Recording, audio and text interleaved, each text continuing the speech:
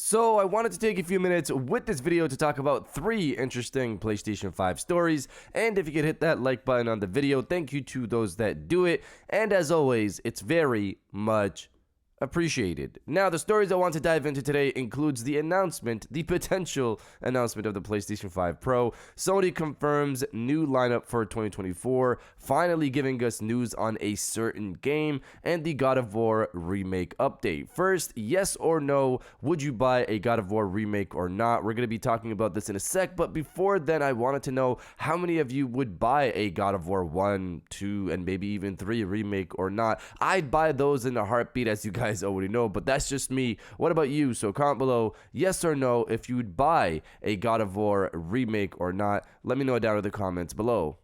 Now, diving into the first story of the video, the God of War Remake update. So, this is a quick story here, but the potential is exciting. Christopher Judge, the man behind the new Kratos, recently discussed that he was asked to attempt to simulate the voice of the old Kratos done originally by Terrence Carson, and he refused to do that out of respect for Terrence and the work that he's done. Basically, if you want the old Kratos, you gotta contact him. Christopher Judge came out recently and clarified that this wasn't anyone at Sony Santa Monica that asked him to do this. It was for another game, stating, just to clarify, no one at Sony Santa Monica asked me to voice match TC.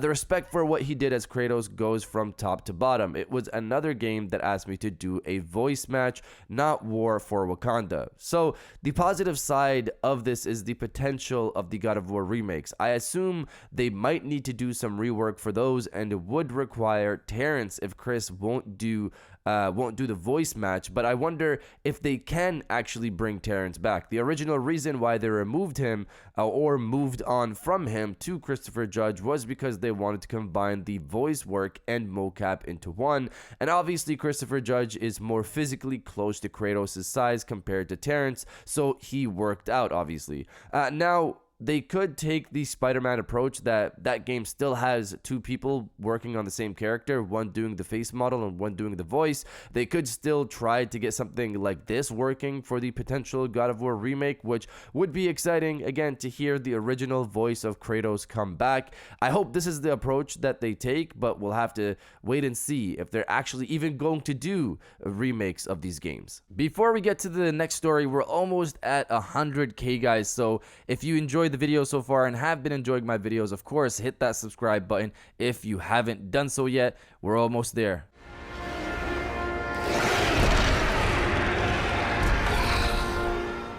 Now, diving into the second story of the video, Sony finally gives us news on a certain game and hypes up 2024. So, recently Sony put out a blog post giving us the roadmap for 2024. Interestingly, this roadmap seems to be only focused on the first half of the year. The games and products they highlight includes Last of Us Remastered dropping on January 19th, 2024, Tekken 8 dropping on January 26th, the Deep Earth collection of PlayStation 5 faceplates also dropping on January 26th, Helldivers 2 dropping on February 8th, the Pulse Elite headset also dropping on February 8th, Final Fantasy VII Rebirth dropping on February 29th, Foam Stars, no date, Rise of the Ronin, March 22nd, Stellar Blade, no date, and Destiny 2 Final Shape, June 4th, 2024. So taken that this list is in order from January until June. The list of games are in order of the release date. They finally acknowledged Stellar Blade that just had a 2023 date or time frame listed for so long, and literally at the end of this year, pretty much they push it to 2024, but it's looking like it's an early 2024 title that will launch sometime between March 22nd and June 4th if we're going to go by this list, since it's between Rise of the Ronin that launches on March 22nd and Destiny 2 Final Shape that launches on June 4th. The same thing goes for Foam Stars, which is between Final Fantasy VII Rebirth on February 29th and Rise of the Ronin on March 22nd. So the first half of 2024 is looking pretty good from an exclusive standpoint. It's not a good sign though that Lost Soul Aside isn't mentioned here. I would assume since that game was also targeting an early 2024 release, still is targeting an early 2024 release from my understanding, we should be seeing it on this list even without a date, similar to Stellar Blade and Foam Stars,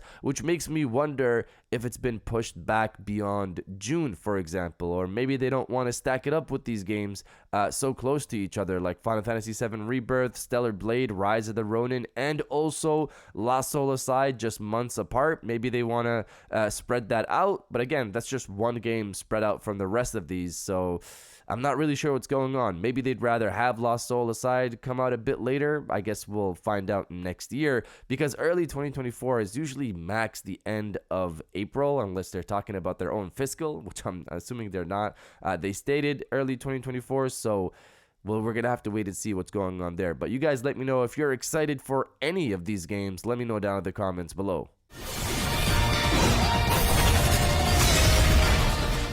And now diving into the final story of the video, the PlayStation 5 Pro announcement. So once again, the PlayStation 5 Pro comes up in discussion, and as I said, this topic is going to come up more and more as we enter 2024 and obviously until launch, whether it's rumors, leaks, or discussions. I have my own topics I want to discuss when it comes to the PlayStation 5 Pro, but haven't been able to make those videos because something keeps coming up. So the latest thing is seeing people mention the announcement of the PlayStation 5 Pro, not the reveal, just the announcement potentially showing up at Sony's CES 2024 event on January 8th, similar to how Sony did it with the PlayStation 5 back in 2020 with just the logo reveal, which wasn't really anything crazy, but of course got all of us excited that have been tapping into the news. So I want to stress this. No one is saying this will show up there. I want to make that clear. This is just a discussion.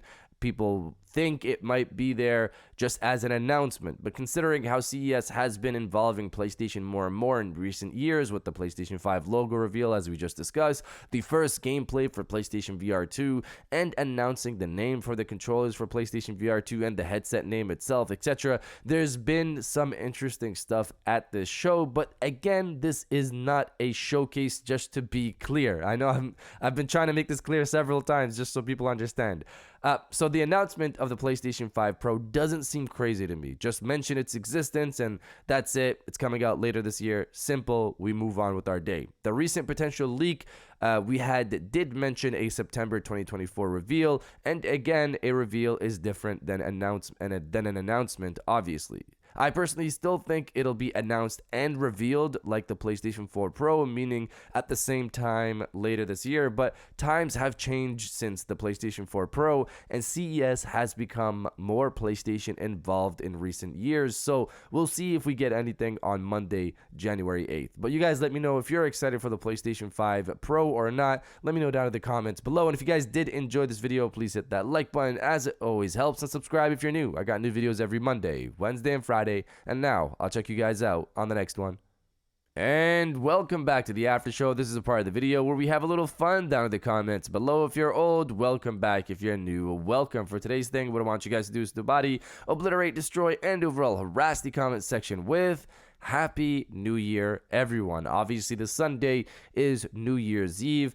We won't be together. We won't be chatting. We won't be conversating. So we'll see each other, hopefully in the new year on January 1st, the Monday. So I'll see you guys then. But until then, if you're excited for the new year, destroy the comment section with Happy New Year, everyone. And I'll definitely heart those comments like I always do, because I appreciate everybody who stays to the end of my videos. And now I'll check you guys out on the next one.